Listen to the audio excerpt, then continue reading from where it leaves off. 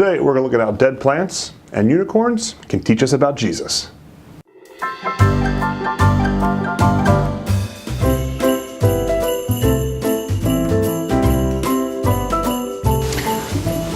Welcome back to One Word at a Time. Today we will look at the word life, found in John 1 verse 4, which reads, "In him was life, and that life was the light of men." Have you noticed the number of self-help books there are today? It seems that everyone is on a quest for a better life, obsessed with how they can do better, eat better, work better, and even vacation better. And while I've typically met this with a fair amount of ridicule, the way I see it now, I can't fault people. I think folks are simply chasing after what they were created to have in the first place, a full life. Something that the ever-growing number of self-help books suggests many people aren't experiencing. For John, this idea of a full life was the centerpiece of his message. Jesus came to give full life to the world, a limitless, boundless, unending life. This is the good news. But what does it actually mean? Well, every living thing is dependent upon certain necessities. Take this plant as an example. At one point, this plant was alive. And to keep it that way, it required only a few things: sunlight, warm air, and, a little bit of water. Sounds simple enough.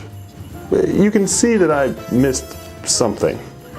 It seems that I failed to provide one, two, or perhaps all three of these necessities.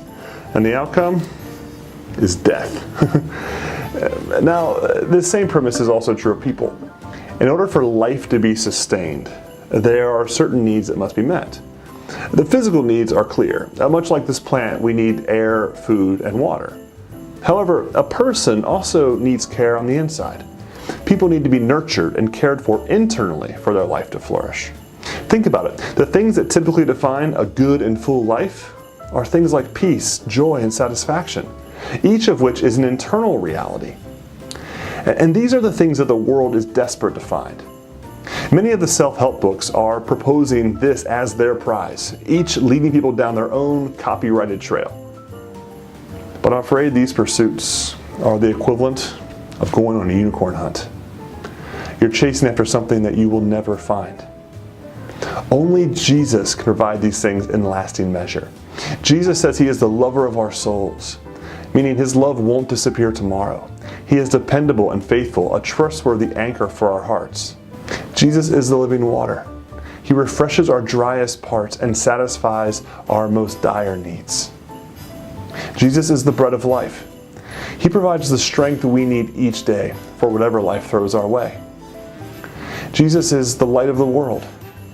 He's our companion and guide down the darkest paths of life.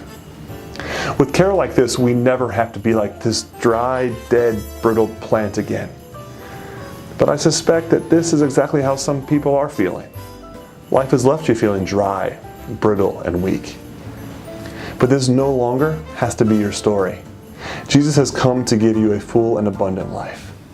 A little bit later in his book, John quotes Jesus when he writes this, "I have come so that they may have life and have it in abundance."